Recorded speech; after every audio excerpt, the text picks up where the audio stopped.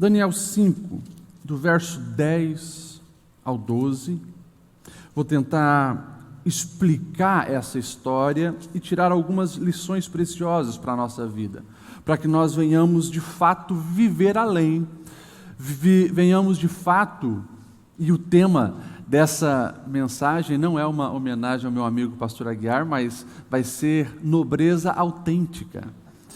O pastor Aguiar, ele tem o costume de nos chamar de nobre, nobreza, né?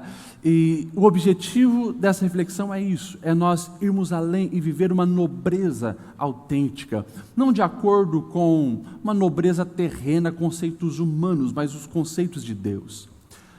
O texto diz assim, eu vou ler na minha versão NVI, você acompanha ali na Almeida. Tendo a rainha ouvido os gritos do rei e dos seus nobres, entrou na sala do banquete e disse, ó rei, vive para sempre, não fiques assustado e nem tão pálido, pois existe um homem em teu reino que possui o espírito dos santos deuses. Na época do teu predecessor, verificou-se que ele era um iluminado e tinha uma inteligência e sabedoria como dos deuses.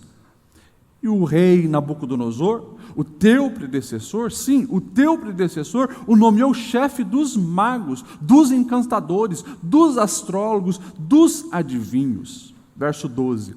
Verificou-se que esse homem, a saber Daniel, a quem o rei dera o nome de Beltesazar, ele tinha inteligência extraordinária e também a capacidade de interpretar sonhos e resolver enigmas e mistérios.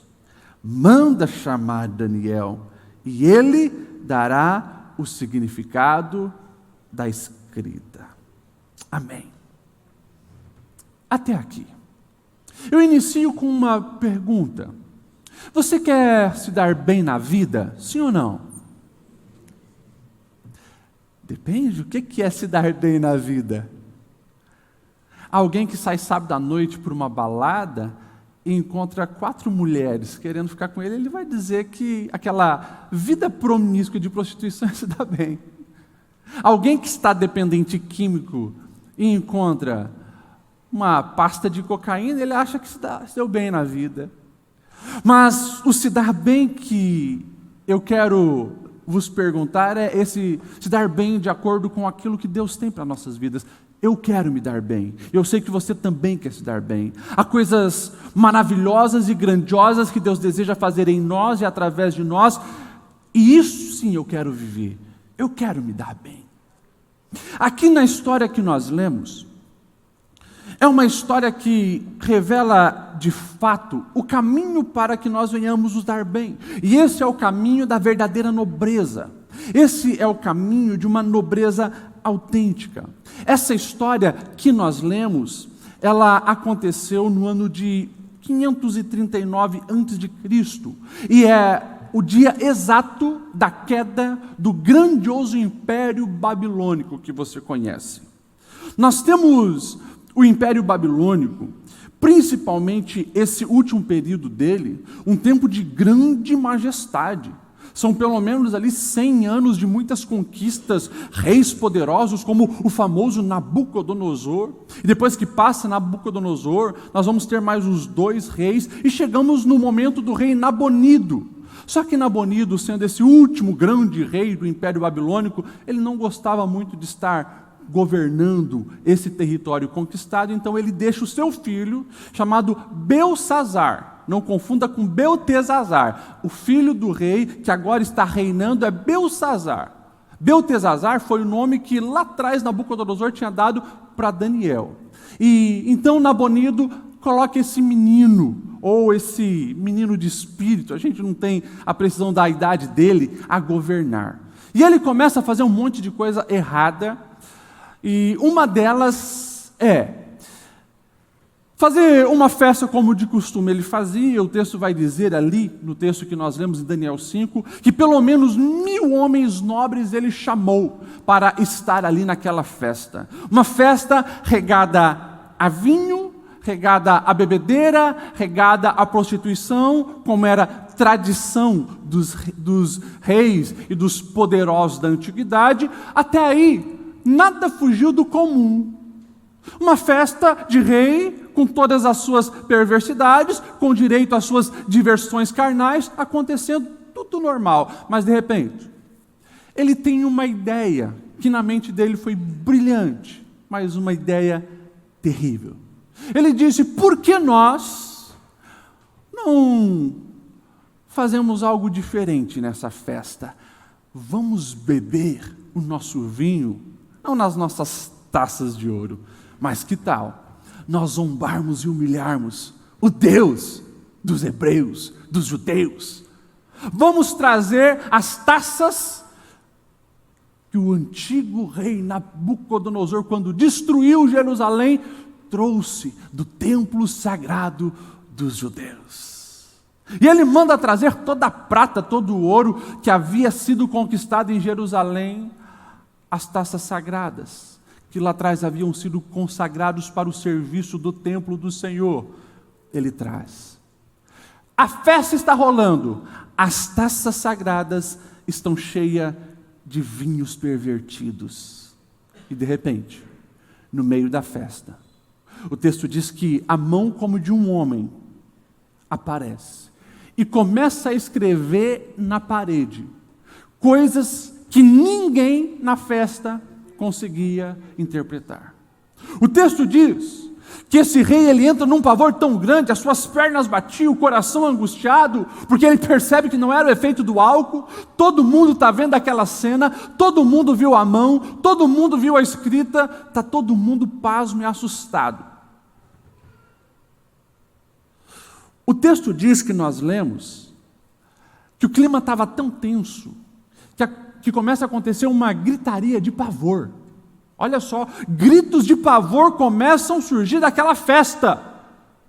Até que a rainha mãe, provavelmente esposa de Nabonido e mãe de Belzazar, ou talvez até a avó dele, o texto diz que ela então pede permissão para entrar. Ela entra e ela começa a fazer descrição das características de um homem chamado Daniel, o famoso profeta Daniel.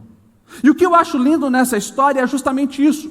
Nós temos dois personagens que para os babilônicos têm nome muito parecido: Beltsazar e Beltesazar. Beltesazar, adoração ao deus Marduk, né? Bel era como eles chamavam o Senhor naquela época. Beltesazar. Beltesazar era o profeta Daniel, o nome babilônico dele era Beltesazar. Dois homens nós temos aqui, mas com comportamentos totalmente diferentes. E por isso eu falei que o tema dessa reflexão é nobreza autêntica, porque um se acha nobre, e até os homens o veem como nobre, mas Deus o despreza, é um miserável, pobre, nu, cego que não entende nada.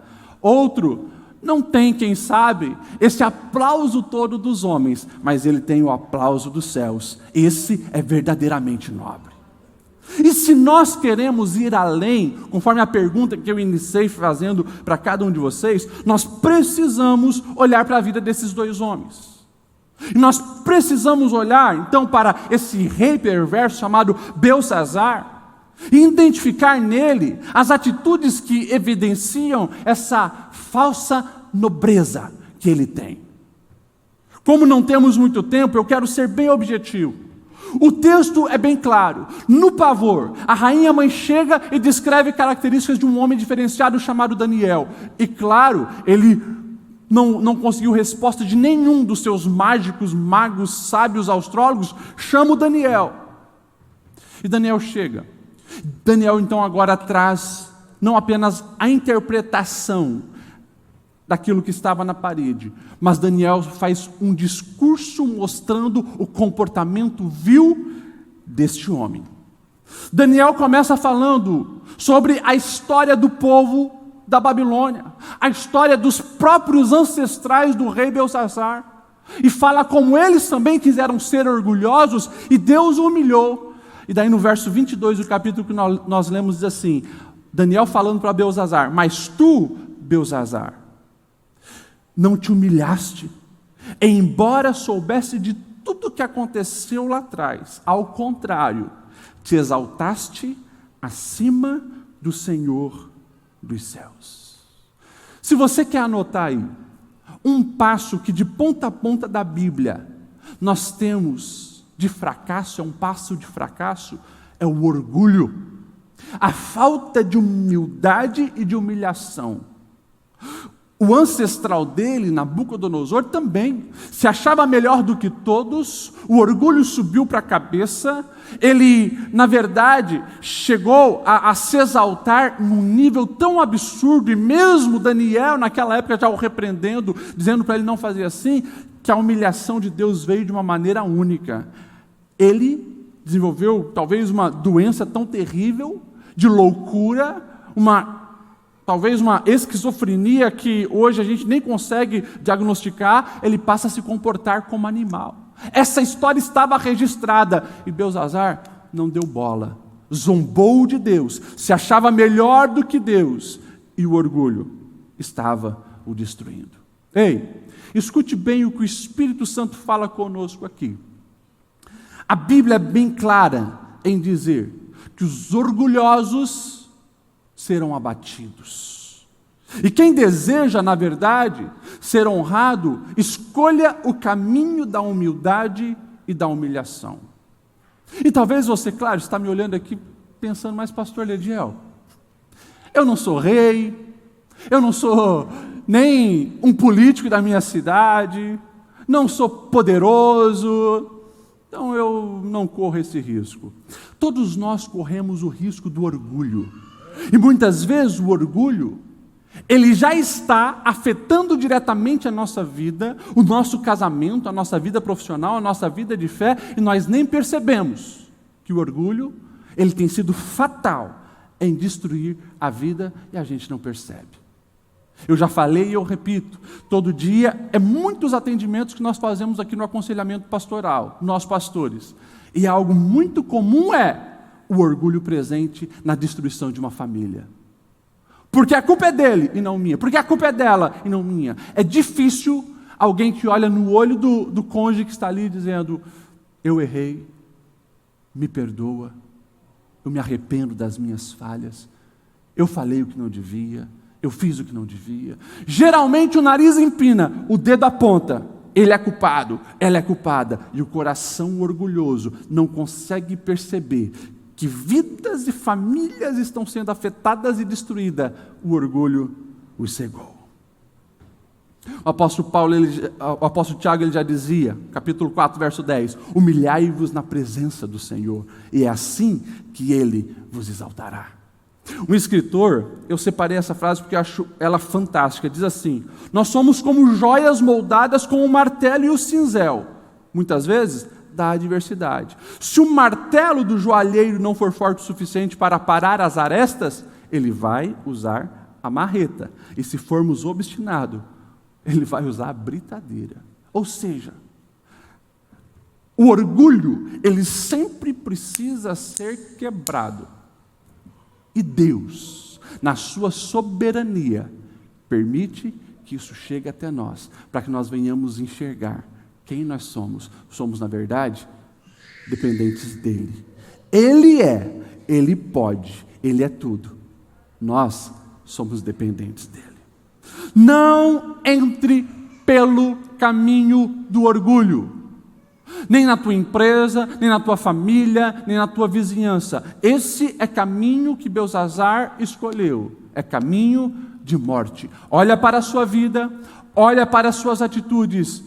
Se você tem agido de maneira orgulhosa, se arrependa, se humilhe, não se ache melhor que os outros, converta o teu coração, mude o teu olhar para com as pessoas e comece a viver de fato de acordo com os projetos de Deus. Belzazar estava agora sofrendo as consequências do seu orgulho. Além do orgulho, ele tinha essa memória fraca e ele esqueceu do que havia acontecido com seus antepassados. Geralmente uma coisa está associada à outra. A gente, quando permite que o orgulho domine o coração, nós achamos que somos o centro do mundo. E nós não conseguimos olhar para trás e ver que estamos onde estamos porque alguém pagou o preço. Essa geração de jovens e adolescentes é muito comum. se acham muito bons, se acham mais inteligentes que os pais, se acham melhores que os pais. E muitas vezes estão tão cegos pelo orgulho que chegam até mesmo desprezar os pais que os sustentam, pagar a luz, pagar a água, dar comida, dar escola, dar roupa, dar tudo. Cegueira. E não consegue olhar para trás e ver o que aconteceu lá, aprender com a história, corrigir o que precisa ser corrigido para viver uma vida abençoada. Belsazar, ele não olhou para trás, não valorizou a história, desprezou a história. E daí caiu num erro pior ainda, também pautado pelo orgulho. Ele profanou o sagrado. Ele brincou com as coisas de Deus. Zombou daquilo que, na verdade, deveria ser preservado como algo santo, não tocar no nome do Senhor, não vacilar com coisas espirituais, não entrar pelo caminho da desonra às coisas de Deus. Aqui está uma receita para o fracasso na vida do rei Belsazar: orgulho, esquecimento da história e brincar com o sagrado. Nós precisamos vigiar o nosso coração, cuidar com as nossas atitudes, porque muitas vezes nós também corremos o risco de brincar com o sagrado. Às vezes, começamos um processo gradual, nós vamos nos acostumando com o sagrado, e de repente, aquilo já não faz diferença na nossa vida. A gente começa a fazer piadinha de crente, piadinha de Bíblia, a gente começa a desprezar a reverência num lugar como este, um lugar de culto, onde eu venho para adorar o nome do Senhor. Às vezes, a nossa geração, escute bem, a nossa geração comete esse mesmo ato, sabe como? Estar num ambiente como esse, dizendo com os lábios: eu vim te adorar, Senhor, mas a mente está aqui, no meu WhatsApp, no meu Facebook, e os dedos começam a se mexer. Quando eu não consigo ficar 15 minutos sequer, no momento que eu considero sagrado, sem mexer no meu celular, sem verificar redes sociais, muitas vezes acompanhando coisas fúteis e banais, como resultado de um jogo, tal, naquele momento que deveria ser de conexão com os céus, nós estamos profanando o sagrado. E Deus não mudou. O Deus que estava ali agora se manifestando de uma maneira de confronto com Belsazar é o mesmo de hoje. E Deus continua exigindo santidade, respeito, honra, e nós precisamos vigiar, guardar o nosso coração, para não cair nesse erro. A Bíblia vai contar a história de um rei de Israel, nem estou falando rei de outros povos, não era rei babilônico, rei medo, rei persa, rei de Israel, chamado Uzias. Esse homem não foi um péssimo rei, foi um bom rei, mas no final da vida dele, o orgulho subiu para a cabeça. Ele começou a se achar muito bom, e naquele equívoco, ele disse: eu sou o rei, eu sirvo a Deus há tanto tempo, eu posso entrar lá onde os sacerdotes fazem os trabalhos de adoração e de derramar incenso, e eu também vou fazer o que os sacerdotes fazem. E o texto diz que Deus puniu aquele homem, que era rei de Israel, puniu ele com lepra na hora, porque mexeu com o sagrado. Você quer ver? Preste bem atenção. Você quer ver uma maneira que hoje as pessoas brincam com o sagrado sem nem perceberem? Quando eu uso os meus lábios para falar contra as coisas de Deus. Como assim, pastor Lediel? Quando eu falo coisas de Deus, eu não tô dizendo que agora nós vamos falar, o púlpito da Assembleia de Deus com aquele lobo é sagrado, então eu não posso falar contra esse púlpito. Não. Nós falamos contra pessoas. Pessoas ungidas, pessoas escolhidas por Deus, e não estou falando só o pastor, não. Estou falando de um irmão que faz parte do corpo de Cristo. é templo do Espírito Santo. E quando eu começo a usar os meus lábios para difamar, falar mal, caluniar ou qualquer outra coisa, eu estou profanando o sagrado. Então nós precisamos, com temor e tremor diante de Deus, fugir das atitudes do rei Beltsazar, porque isso aqui é caminho de morte. E é claro, não deu outra. O que as palavras falavam, pastor Lediel? O texto diz que aquela mão que apareceu na festa escreveu Mene, Mene, Tekel, Parsim. E o que isso significa? Mene fala de números, de contagem. Tekel fala de alguma coisa que foi pesada, de peso. Parsim fala de divisão, separação. É interessante que Daniel, ele não apenas compreende as palavras, mas ele, como profeta de Deus, ele já traz a interpretação. E ele diz para o rei: Mene, Deus contou os dias do teu reinado e determinou o fim. Tekel, pesado foste na balança e achado em falta. Parsim, teu reino foi dividido e entregue aos medos e aos persas. E se você pegar lá no verso 30, o último versículo desse capítulo 5, o texto diz assim: naquela mesma noite, Beltsazar, rei dos babilônios, foi morto, e Dário, o Medo, apoderou-se do reino com a idade de 62 anos. Isso aqui é registro histórico, não é só bíblico. Vários rolos de escritas cuneiformes foram encontrados.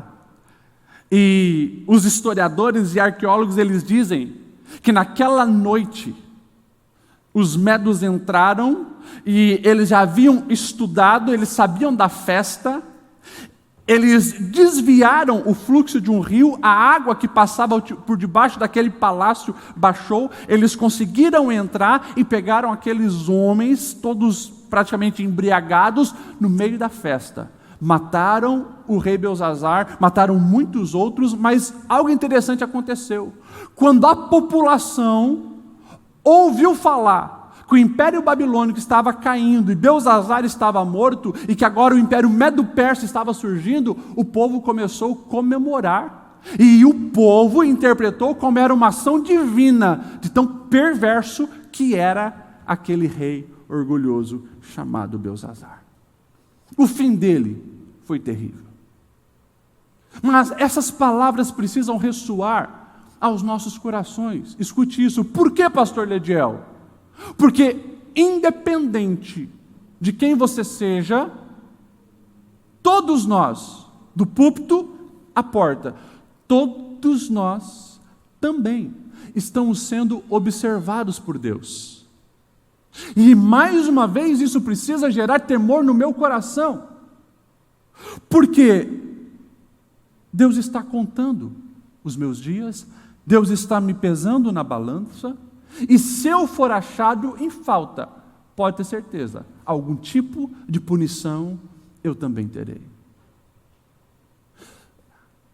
Você mesmo, faz uma aplicação para a tua vida. Eu preciso fazer para a minha. Eu preciso responder a pergunta, Lediel, como marido, você está do jeito certo? Ou será que o Senhor vai dizer também, Lediel, você está sendo achado em falta como marido, como pai, como pastor, como cidadão, como vizinho, como funcionário, como patrão, e aí? Gente, nós estamos falando de um Deus que governa todas as coisas, de um Deus que interferiu em impérios. Você acha mesmo que você vai passar desapercebido pelo juízo desse Deus onisciente que sabe todas as coisas? Não. Deus está nos olhando. E o que me chama a atenção é que Paulo, ele já avisou a todos nós, dizendo aos Gálatas: ei, de Deus não se zomba. Tudo que o homem semear é isso que ele vai colher. Sabe por que Paulo está dizendo isso? Já falei e repito aqui. Porque a gente coloca máscara e a gente engana pai, a gente engana mãe, a gente engana marido, a gente engana esposa, a gente engana patrão, a gente engana o professor, a gente engana o doutor, a gente engana o pastor, a gente engana todo mundo com boas falas, bons diálogos, boas interpretações atrás das nossas máscaras, mas de Deus não se zomba. Você pode estar enganando a sua esposa há 15 anos e ela está toda ingênua e inocente. Deus está pesando cada ato seu. Você pode na empresa estar com aquele sorriso maravilhoso e o teu patrão dando tapinha nas suas costas te achando o melhor dos funcionários, mas Deus está vendo o que você anda fazendo nos bastidores. Você pode chegar aqui na igreja e levantar as mãos e todo mundo olhar para você e dizer, como é santo! Mas Deus conhece a imundícia da tua mente e a perversidade dos seus atos. Então nós não podemos brincar com esse Deus, porque Ele sonda os nossos corações.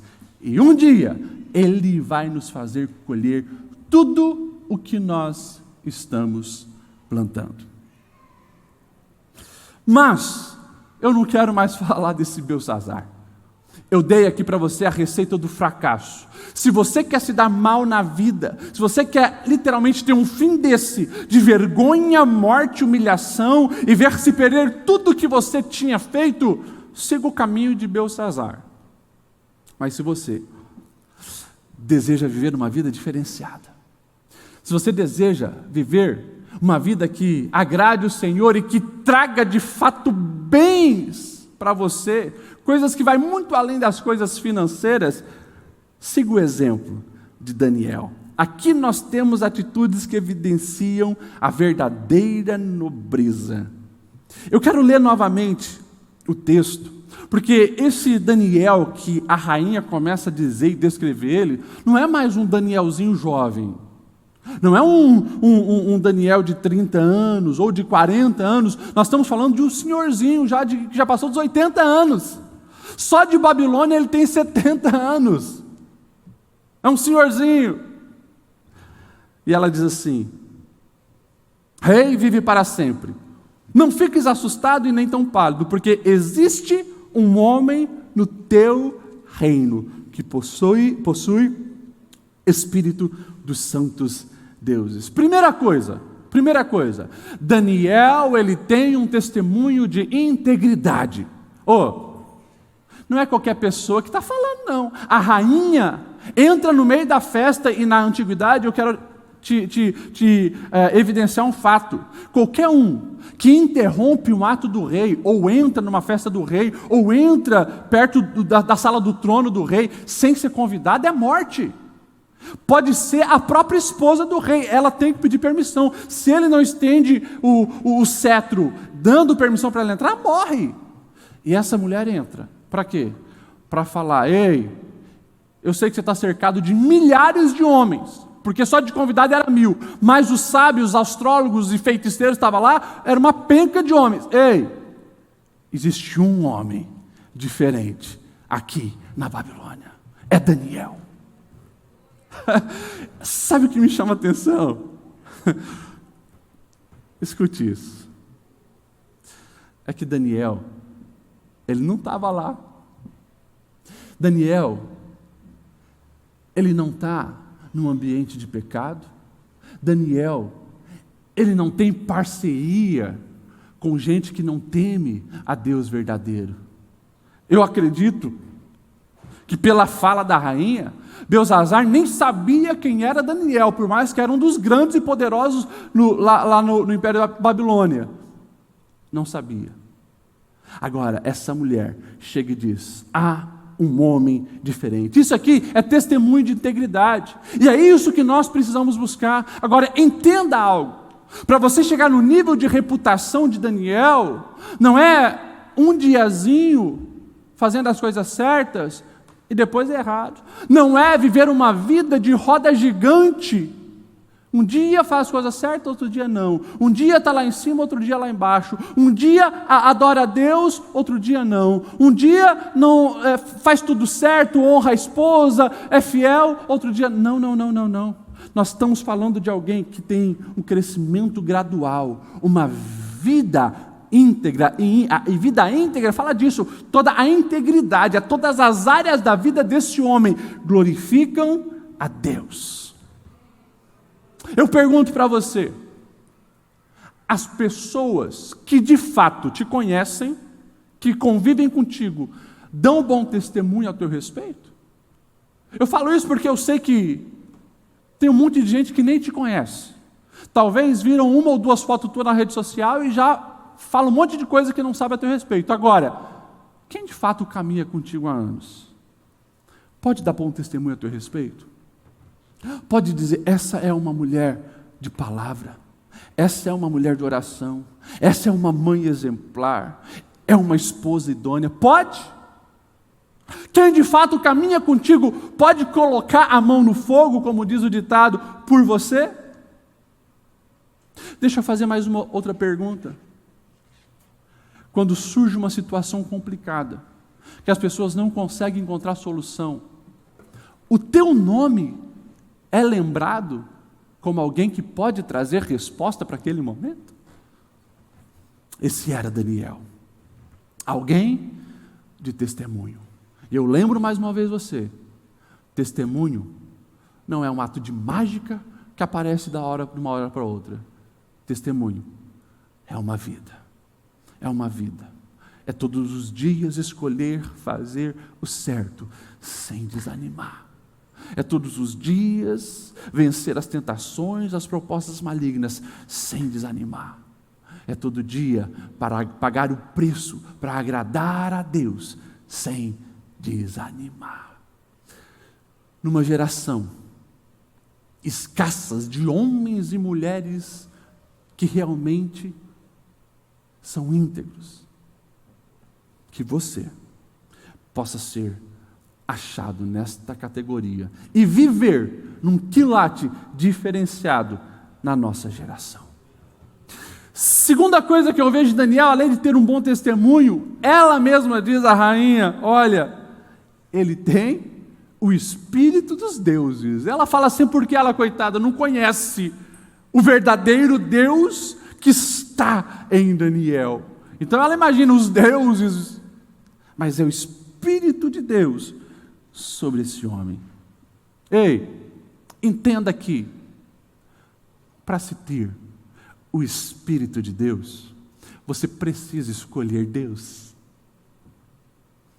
Se você for lá no capítulo 1, verso 8, você vai ver uma atitude de um Daniel, talvez de 16, 17, 18 anos, quando é levado cativo para a Babilônia, e ele chega lá, povo diferente, língua diferente, costume diferente, tradição diferente, mas há uma proposta boa do rei Nabucodonosor. Olha o molecada que veio aí de Jerusalém, se vocês andarem na linha, vocês vão se dar muito bem aqui com a gente. Tá? Nós vamos treinar vocês com a nossa ciência, vai conhecer a nossa tecnologia, a nossa maneira de governo, e tem mais, vocês vão poder desfrutar dos nossos banquetes, dos nossos privilégios. Sabe o que Daniel diz? Daniel se posiciona, e o texto do capítulo 1, verso 8 diz, mas Daniel propôs no seu coração não se contaminar com os manjares do rei, e nem com o vinho que ele bebia.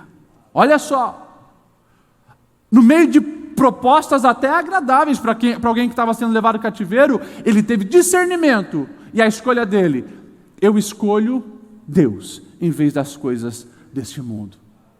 Eu escolho me dar bem com os céus, do que me dar bem com os homens. Decisão difícil. Na prática, isso aqui é complicado, mas é o que leva ao verdadeiro sucesso. Daniel, ele escolhe viver para Deus, por isso o Espírito de Deus é sobre ele. E nós precisamos trazer isso de uma maneira muito prática na nossa vida. Escute o que eu vou te dizer. Quando você escolhe viver para Deus, nós estamos falando de renúncia. Toda escolha exige renúncia. Toda. Por exemplo, você escolher estar aqui hoje na Assembleia de Deus, Rua São Paulo 890, nesse período das 7h30 até as 9h. Consequentemente, você renunciou, está em casa, sair com os amigos, ir no shopping, sei lá, fazer outra coisa. Quando eu escolho algo, eu estou rejeitando outra coisa. Quando Daniel, ele escolhe Deus, ele está rejeitando o pecado. Mas o inverso também é verdadeiro. Quando eu escolho o pecado, quando eu escolho a promiscuidade, quando eu escolho o vício, quando eu escolho a mentira, quando eu escolho a amargura, quando eu escolho a falta de perdão, quando eu escolho o ódio, quando eu escolho a pornografia, quando eu escolho a imoralidade, eu estou virando as costas para Deus. Na prática é assim que funciona. Daniel é um homem cheio do Espírito Santo, porque ele renunciou ao pecado e escolheu a presença de Deus. Interessante é que quando esse menino Daniel chega na Babilônia, sabe qual a primeira coisa que acontece? Nós precisamos tirar o coração dessa galera aí, desses meninos, esse Deus dele. Começa como? Na identidade. Começa trocando o nome. Daniel significa Deus é meu juiz. Vamos colocar Beltesazar. Bel, o Senhor Marduk, protege a vida. Só que os babilônios trocaram o nome e chamaram ele com o nome que ele não queria, mas não trocaram o coração. O coração era de servo do Deus vivo, Daniel. E se você pegar o capítulo 1, capítulo 2, e se você for até na história no capítulo 6, porque depois começam as profecias, até o capítulo 6, você vai ver uma prática na vida de Daniel. Ele tem o Espírito de Deus porque ele tem um relacionamento com Deus. E você vai ver desde o jovem Daniel até o velho Daniel, a prática da oração. Tanto que no capítulo posterior ao 5, capítulo 6, ele vai ser jogado na cova dos leões, por quê? Porque quando daí entra o Império Medo-Persa, há um decreto lá que não podia fazer oração a outros deuses, e ele diz, não, eu vou continuar fazendo as 3 orações que eu faço todos os dias. E ele fazia essa oração, e por isso ele foi jogado na cova dos leões. Ou seja, ele escolheu durante toda a sua vida construir uma vida de oração, uma vida de relacionamento com Deus. Ei, você quer de fato se dar bem na vida? Você quer de fato ter sucesso? Você quer de fato ir além? Receber o aplauso do céu? Não negligencie a oração. Valorize a presença de Deus. Ame a presença de Deus. Converse com esse Deus. Nós temos acesso a esse Deus. O que esse Deus exige de nós para nós orarmos, pastor Lediel? Uma coisa só: coração autêntico. O problema é, nós fingimos que oramos. Nós muitas vezes dobramos o joelho ou fechamos os olhos, mas a nossa mente não está conectada nos céus. E muitas vezes nós precisamos ficar algum tempo ali, até conseguir orar verdadeiramente. Orações verdadeiras, estas sim, geram o relacionamento com Deus. Eu preciso encerrar em 4 minutos. Escute. Além de dar bom testemunho, além de ter o Espírito de Deus sobre a sua vida, Daniel, ele era eficiente no que ele fazia. Eu amo o verso 12, quando essa mulher diz, manda chamar Daniel, porque ele vai dar o significado a essa escrita. Ou seja, chama o Daniel, Deus é com ele e ele vai dar a solução. Ou seja, Daniel é a resposta para as crises. Daniel é resposta para as mazelas. Daniel é a resposta para o caos que ninguém consegue resolver. Por quê? Porque ele está conectado com os céus. O que nós precisamos entender? Porque isso aqui também fala de algo maravilhoso, é quando você tem bem claro os propósitos de Deus para a sua vida. Daniel tinha isso. Ele sabia que ele estava na Babilônia para ser um representante de Deus. E o texto que nós lemos evidencia, porque daí o próprio Beltesazar, quando fica sabendo que Daniel vai vir, ele diz, olha, eu vou te dar um monte de coisa, cara. Você vai ser poderoso, você vai ser o terceiro mais poderoso aqui, vou te dar riqueza, vou te dar bem. A resposta de Daniel é assim no verso 17: Rei Belzazar, pode guardar os teus presentes para ti mesmo, e pode dar recompensa para um outro. No entanto, eu vou interpretar para o rei o que isso significa. Ou seja, ele sabia que o propósito dele não era lá ficar rico, receber tudo aquilo que o rei estava oferecendo. Tanto que a definição do propósito faz ele superar a ganância. Ele sabe por que ele está lá. Propósitos bem claros. Ele é constante nessa busca dos propósitos. E daí nós precisamos entender. Isso nos faz gerar, de fato, resposta para aquilo que o mundo precisa ver e ouvir e saber. Ou seja, eu preciso ter bem claro que o meu propósito naquela família onde eu estou, por mais que a situação não está agradável, é ser um representante de Deus, é agir como Cristo Jesus, não é jogar gasolina na fogueira, mas é apagar as chamas do ódio, é apagar as chamas das discussões, da falta de harmonia. É isso que nós precisamos fazer, seja numa empresa, seja numa igreja, seja numa vizinhança, seja onde for, se coloque como respostas e tem esses propósitos bem definidos. E Daniel, ele conseguia enxergar a vida de maneira ampla. Ele não estava apenas ali, como aqueles homens, beber vinho, fazer festa, tirar sarro dos judeus. Não. Ele sabe que existe um Deus que controla todas as coisas. A nossa vida tem início, meio e fim. Eu prefiro olhar o agir de Deus dessa maneira holística, compreender isso e saber que Ele não perdeu o controle, mas que tudo está acontecendo da maneira que Ele planejou. Ou seja, eu preciso olhar para a minha vida e você precisa olhar para a tua vida e entender que Deus tem propósitos em todas as coisas. Da onde eu vim, para onde eu vou, eu preciso dizer: Senhor, cumpra em mim o teu querer, faça em mim a tua vontade, porque o que tu fazes é bom, perfeito, agradável. Faça isso, Senhor, na minha vida.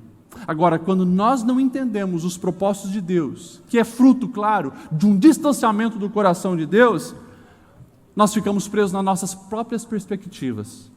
Ou seja, as pessoas vivem numa confusão. O discurso é: eu acho que eu preciso ficar rico, eu acho que o objetivo da minha vida é aquele doutorado, o propósito da minha... E fica preso em coisas fúteis, que não tem na verdade valor eterno. Quando eu estou conectado com Deus, eu sei do propósito de Deus na minha vida, eu sei aonde eu preciso e devo colocar as minhas perspectivas. Quando nós não entendemos o plano de Deus, nos tornamos pessoas amargas, que enchem o coração de sentimentos negativos. Quando nós não entendemos os projetos de Deus para a nossa vida e os propósitos de Deus para a nossa vida, nós cedemos a qualquer tentação, porque tanto fez quanto tanto faz. Quando não entendemos o propósito de Deus para a nossa vida, nós não resistimos às oposições, as murmurações, qualquer palavra contrária me derruba, qualquer xingamento e ofensa me deixa para baixo. Por quê? Porque não entendeu os propósitos de Deus. Então nós precisamos urgentemente escolher sermos nobres, de acordo com o Senhor, seguindo o exemplo da vida de Daniel. Eu finalizo com o Salmo 92, que fala exatamente o que Daniel viveu. Os justos florescerão como a palmeira, crescerão como o cedro do Líbano, plantados na casa do Senhor, florescerão nos átrios do nosso Deus, mesmo na velhice darão fruto e permanecerão viçosos e verdejantes, para proclamar que o Senhor é justo, é a rocha e nele está a justiça. Eu finalizo dizendo para você que você não precisa negociar os princípios eternos para se dar bem nessa vida, para prevalecer. Não, você não precisa disso. Daniel, ele fez a diferença porque ele foi diferente. Daniel esteve no Império Babilônico, Daniel esteve no Império Medo, esteve no Império Persa, sempre ocupando os cargos mais poderosos. Sabe por quê?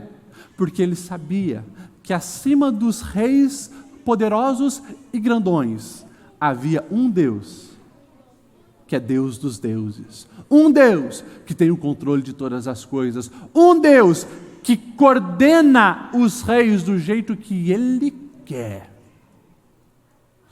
E se isso é verdade na vida de Daniel, no tempo de Daniel, você acha que esse Deus mudou? Portanto, escute a palavra de Deus hoje. Não abra mão daquilo que Deus tem para a sua vida. Entenda que os propósitos de Deus para você são coisas de valor eterno. Não se deslumbre com distrações fúteis. Não brinque com o sagrado. Não permita que o orgulho domine a sua alma. Não despreze o valor das outras pessoas e a história daqueles que construíram algo que você desfruta hoje. Mas seja como Daniel, em sincronia com o céu sempre. Assim, você viverá uma vida plena, abundante, vencendo as dificuldades e glorificando o nome do Senhor.